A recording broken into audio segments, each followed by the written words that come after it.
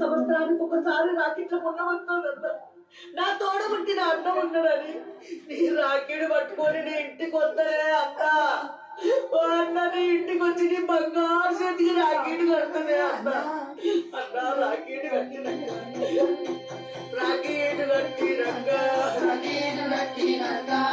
పొంగు దాపుతా అన్న. నా చెల్లె వచ్చిందని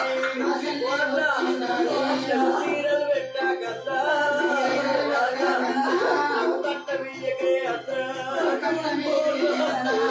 వందలియకే అన్న. 200 ఇయ్యకే అన్న. 500 ఇయ్యకే అన్న.